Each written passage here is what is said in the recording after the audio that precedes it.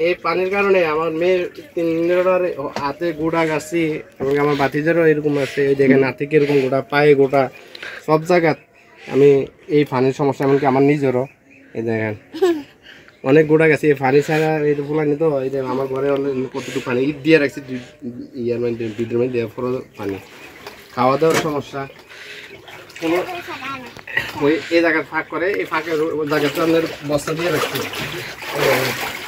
খুব সমস্যা, বস্তা 3 বস্তা দিয়ে সেরা এই জায়গায় ফাঁক করে দিতেছি। হাঁস মুরগিও এদিকে সমস্যা।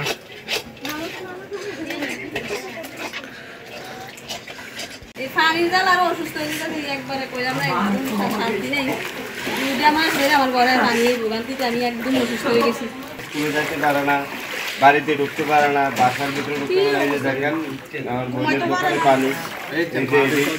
এরপরে আপনার এই যে দেখেন, এই যে দেখছেন এটি শুধু আপনার এই পানির কারণে, শুধু এখানের মানুষ আমরা সবাই পানি বন্দি, ভিতরে অনেক পানি, আরো পানি আছে। এটা আমরা অনেক সময় অনেক বহুত কিছু করছি, কেউ এটা কথা নিতে আসে না।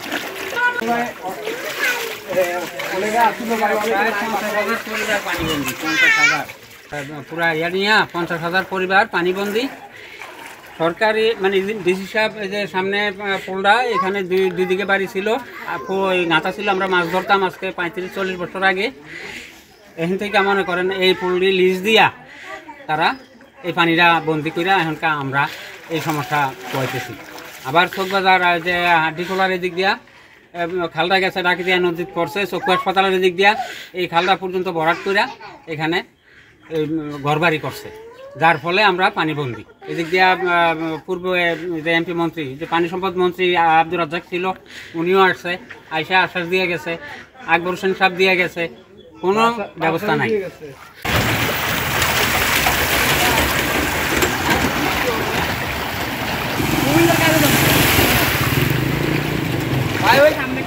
জায়গাটা অনেক পানি, এটা 12 মাস পানি খাই, আমরা কষ্ট ভোগ করি। বাসা বাড়ি থেকে বাড়লেও পানি 3-4 বছর, এই জায়গাটা 12 বছরও পানি খাই। এই জায়গাটা এইখান থেকে ওই খাম্বুসটা পর্যন্ত পানি। সেটা মানে 30-35 বছর আমি দিই। এটা মেম্বার চেয়ারম্যান দোষ নাই। এই মেট্রোপট্রিতে এই বান্ডা ভাঙিয়ে দিলে এই মরাঙ্গের মাছের চাষ করে দেন, তুলে আমাদের এই পানিটা খায় না।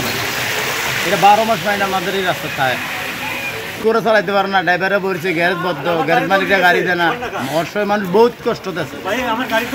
এই যে ড্রাইভারটা মনে করেন লুটি আনে সকালবেলা, আজ 3 দিন আয় না, পানির কারণে মোটর নষ্ট হয়ে যায়, মালিক গাড়ি দেয় না, এটা তো আর চলা যায় না মনে করেন।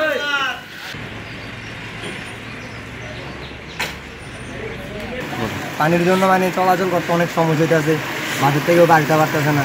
কী করবো ভাই, মানুষ দেন নাই। এই পানিতে মনে করেন হাঁটলে পায় অনেক গোড়া গাড়ি হয়, এদিকে কোনো রাস্তাটা যে মেরামত করবো কেউ নেই। ড্রেনের পানি, বাথরুমের পানি যা আছে আউটলাইন সব দিয়ে এখানে আসতেছে, আমরা হাঁটতে পারি না, গাড়িও পাওয়া যায় না সবসময়, আমরা চলাফেরা করতে অনেক সমস্যা হইতেছে।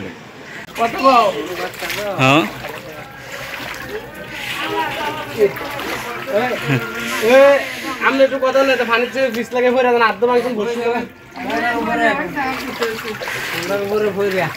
এই পানির কারণে